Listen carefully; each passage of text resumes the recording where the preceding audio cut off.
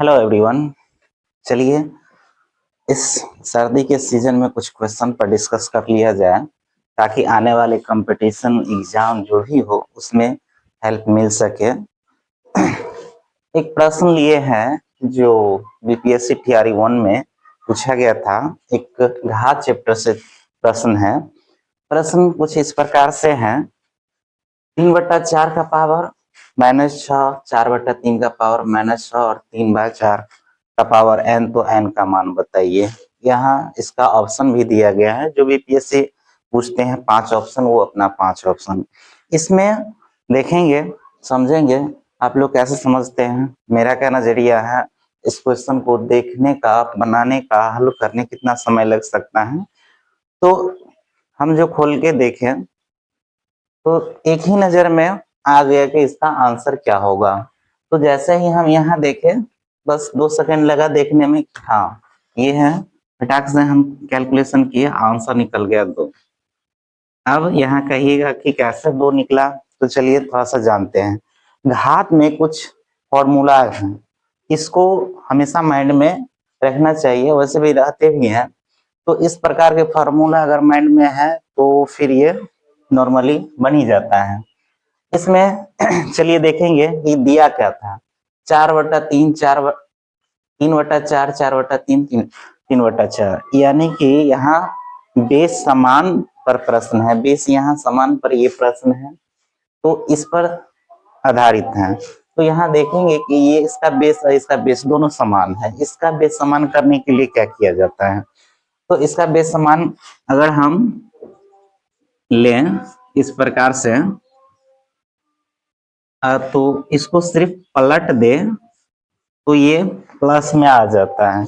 Minus में था, ये प्लस में आ गया, और इसको एज इट इज रहने देंगे। अब यहाँ सोचने वाली बात है कि ये कैसे सर पलट दिया, आ गया इसका प्लस में। तो हम यहाँ फॉर्मूला पर आते हैं। ये फॉर्मूला सीधा इस पर बैठता है। आइए यहाँ देखते हैं कैसे आया। तो 4/3 का पावर माइनस 8 है। इसमें लेंगे, जब यह अगर माइनस हटाते हैं तो ये 1/4/3 का पावर 8 आ जाता है। सिर्फ 1 जितना था जो इसका फॉर्मूला है हम बैठा दिए। अब इसको हम ऐसे लिख सकते हैं, 1/4 का पावर 8 और यहाँ 3 का पावर 8।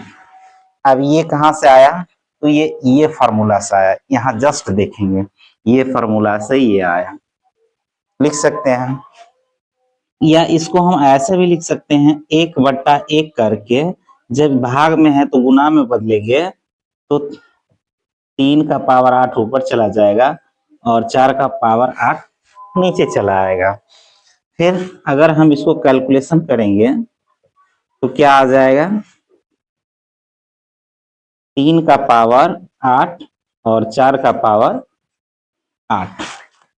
या फिर हम इसको फिर इसी रूप में लिख सकते हैं, 3/4 का पावर 8। इतना कैलकुलेशन हम इसलिए किए हैं ताकि आपको भी समझ में आए कि हम डायरेक्ट क्यों कर दिए। बस ध्यान में रखना है कि यहाँ बट्टा में हो तो सिर्फ पलट दे तो इसका पावर चेंज हो जाता है। माइनस में होता है तो प्लस और प्लस में होता है तो माइनस। यहाँ पर हम लोग देखेंगे अब आगे यहाँ पर हुआ क्यों, कैसे आ गया, 1 सेकंड में आंसर। अब यहाँ पर जब चेंज हो गया तो यहाँ ये फॉर्मूला लगेगा, ध्यान से देखिएगा, a का पावर m गुने a का पावर n, यानी कि दोनों का बेस समान है तो क्या होता है, ये पावर ऐड हो जाता है। तो इसको लिखेंगे 3/4 का पावर -6 और प्लस 8। इसको जैसे के तैसे रहने देते हैं। अब यहाँ पर कैलकुलेशन कर लेंगे, क्या हो जाएगा, +2 या फिर सिर्फ 2 ही लिख सकते हैं, प्लस का चिन्ह हम भी दे फिर भी चलेगा। अब यहाँ पर दोनों का बेस समान हो गया तो इसका पावर भी समान हो जाएगा, या फिर इसको काट भी दे तो 2 बराबर n, और यही तो हम निकाल लेते हैं डायरेक्ट 1 सेकंड में आंसर। तो हमने देखा कि घात से चैप्टर है, देखने में उटपटांग लग रहा है, लेकिन अगर ये सारा है फॉर्मूला माइंड में है तो 1 सेकंड में हम कैसे निकाले थे, सिर्फ देखे थे यहाँ इसका बेस समान है, इसका समान नहीं है, तो इसको क्या किया हम फटाक से माइंड में पलट दी तो समान हो गया। जैसे ही समान हो गया तो यहाँ जोड़ा जाता है, जो कि यहाँ जोड़े तो एगो प्लस एगो माइनस घट गया, बच गया 2, तो इधर का पावर और इधर का पावर दोनों समान हो जाएगा क्योंकि बेस समान है। यही तो है, इतना कैलकुलेशन करने की जरूरत ही नहीं है, बस देखे आंसर। तो इसका आंसर क्या हो जाएगा, 1 4 3 उपयुक्त में से एक से अधिक, इसमें से कोई नहीं। तो ये प्रश्न है। चलिए कुछ और प्रश्न लेते हैं। उसी पीआरई 1 में ही एक और पूछा गया था कहा चैप्टर से, उस प्रश्न को भी एक बार देख लेते हैं। आइए चलते हैं।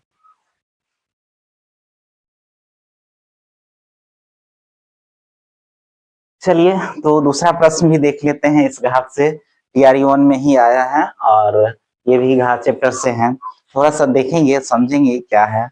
ये जो सवाल है देखने में लग रहा है माइनस पावर माइनस भागा गुना जोड़ बट्टा क्या है। कुछ स्टूडेंट एग्जाम हॉल में बैठते हैं और ये देखते ही माथा उनका जो है ऐसा समझ में आता है कि बहुत बड़ा कैलकुलेटिव सवाल है और वो स्किप कर जाते हैं या हड़बड़ में गड़बड़ कर जाते हैं। अब इसको देखेंगे सिर्फ 2 सेकेंड 5 सेकेंड और इसका आंसर क्या होता है। हाँ, इसका हो जाएगा 3/8 गुना 4/9, काट देंगे 3 3 9, 1/6 आंसर लीजिए निकल गया। चलिए रुकिए समझाते हैं कैसे निकल गया। इतना बड़ा सवाल कैलकुलेटिव, लेकिन ये एक लाइन में निकल गया वो भी 10 सेकेंड के अंदर में। अब पहले बेसिक समझा देते हैं फिर ये कैसे बना ट्रिक से। और वैसे ट्रिक तो हम उतना दिखाते नहीं है, बस बेसिक लेते हैं और कैलकुलेशन जो है माइंड में कर लेते हैं, बस एक लाइन में बचता है उसको बोर्ड पर या कॉपी पर भी नोट डाउन करके कर सकते हैं। सबसे पहले इसको 2 पार्ट देखते हैं, भाग से पहले और भाग के बाद। तो इसमें सबसे पहले लिख लेते हैं 4 का पावर -1 और प्लस 8 का पावर -1। चलिए समझते हैं। अब यहाँ ये फॉर्मूला पर डायरेक्ट, हालांकि ये माइंड में आपका भी होगा समझते हैं, मेरे भी माइंड में है, लेकिन फिर भी आपको बताने के लिए समझा देते हैं कि देखिए ये फॉर्मूला पर ये बैठेगा। और अभी हम बताए थे इसको ऐसा भी लिख सकते हैं, 4/1 का पावर -1 और 8/1 का पावर -1। ये इसलिए लिख दिए आपको समझाने के लिए कि अभी जस्ट पिछले सवाल में कहे थे अगर नीचे वाला रहे तो ऊपर, ऊपर वाला तो नीचे, तो माइनस में रहेगा वो प्लस में हो जाएगा। तो इसको क्या करेंगे कि 1/4 कर देते हैं, इसको प्लस में बना लेते हैं, इसको भी 1/8 कर लेते हैं और प्लस में बना लेते हैं। आप गौर कीजिएगा कि बस पिछले की तरह ही यहाँ भी हम अपनाए हैं। अच्छा एक चीज और, अगर एक किसी का पावर रहे तो कितना आएगा, उतना ही ना, अगर तो ये पावर उतना ही रहेगा तो इसको हम बाहर निकाल लेते हैं। ये हो गया। अब ये आ गया, एलसीएम लेंगे और फिर इसका कैलकुलेशन करते हैं। एलसीएम कितना हो जाएगा, 4 8 का एलसीएम 8 हो जाएगा, 4 दूना 8, तो 1 2 के 2, फिर 8 1 8, तो 1 1 1। अब इसको कितना निकल जाएगा, 3/8। अच्छा चलिए एक चीज आपको समझ में आया होगा कि 3/8 जो यहाँ हम लिखे हैं माइंड में बस 2 सेकंड में कैलकुलेशन कर लिए, बस माइंड में आया ये माइनस में है, अरे भाई इसको तो ऐसे ही सीधा पलट देंगे आ जाएगा। अच्छा पलटेंगे तो इसका कैलकुलेशन क्या आ जाएगा, कैलकुलेशन 3/8 आ जाएगा। यहीं पर एलसीएम ले लिए, 8 और 4 का एलसीएम 8 आया, फिर 4 4 दूना 8, 2 1 2 और 1 3/8। इतना कैलकुलेशन माइंड में ही कर लिए थे। चलिए सेकेंड कैलकुलेशन देखते हैं, भाग के इधर बोला। 3/2। अच्छा चलिए, अब क्या आपका दिमाग में क्लिक होता है कि ये किस पर है, ये इसी पर है, इसी फॉर्मूला पर है। अब माइनस को प्लस में करना है तो डायरेक्ट इसको क्या करते हैं, चेंज कर देते हैं, 2/3। अब तो दिक्कत नहीं हो रहा होगा क्योंकि ये फॉर्मूला डायरेक्ट हम अप्लाई कर रहे हैं। इसको हम ऐसे भी लिख सकते हैं, 2 का पावर 2 और 3 का पावर 2। चलिए आगे आगे बढ़ते हैं। 1/2 और 3 तिया 9, ये भी लिख सकते हैं। अब 1 के भागा में 4/9 है, अगर इसको गुना में लाएं तो क्या हो जाएगा, 9 ऊपर और 4 नीचे आ जाएगा ना। और इसको आगे कैलकुलेट करें तो यही आ जाएगा 9/4। अब ये 9/4 यहाँ पहला ही कहाँ कैलकुलेट कर लिए, माइंड में। ये सब प्रैक्टिस की बात है, प्रैक्टिस कीजिएगा, माइंड में ही कैलकुलेशन हो जाता है। इसको पलटे तो 4/9, इसमें भागा में है तो गुना में लाया तो फिर ये पलट गया, 9/4 आ गया। अब देखिए दोनों का कैलकुलेशन अगर हम करते हैं, 3/8 भागा 9/4। अब बताइए, इसको अगर गुना में चेंज करते हैं तो 4/9 होगा। अब काट देते हैं, 3 3 तिया 9, 4 4 दूना 8, तो 1/6, और यही हमारा आंसर हो गया। यही निकाले थे दिमाग में कैलकुलेशन, ये सारा कैलकुलेशन किए लेकिन कहाँ, माइंड में आ गया। ये सब प्रैक्टिस की बात होता है, आप भी प्रैक्टिस कीजिए, हो जाएगा। चलिए आप सेम चीज यहाँ ले आते हैं, माइंड में कैलकुलेशन करके लिख दिए, माइंड में कैलकुलेशन करके लिख दिए, और तुरंत यहाँ भाग था तो चेंज भी कर दिए। कई विद्यार्थी करते क्या है, यहाँ अगर फंस जाते सारा चीज कर लेते हैं, लेकिन जैसे ही गुना करते हैं तो पलटते नहीं है, जबकि नियम है जब भाग रहे भिन्न में तो पलट जाता है। तो यही कैलकुलेशन, और यहाँ पर देखते हैं क्या आंसर हो जाएगा, 1/6, तो ये हो जाएगा। तो ये फॉर्मूला है, इसी फॉर्मूला हम लिख दिए हैं ताकि आपका भी नजर जाए बार बार, और अभी प्रैक्टिस करें ताकि सवाल को आसानी से सॉल्व करें। 2 घात से चैप्टर था, बहुत ही अच्छे था, लेकिन देखने में काफी कैलकुलेटिव लग रहा था, लेकिन देखिए 5 से 10 सेकंड में सवाल सॉल्व। तो चलिए कुछ और देखते हैं, आगे बढ़ते हैं।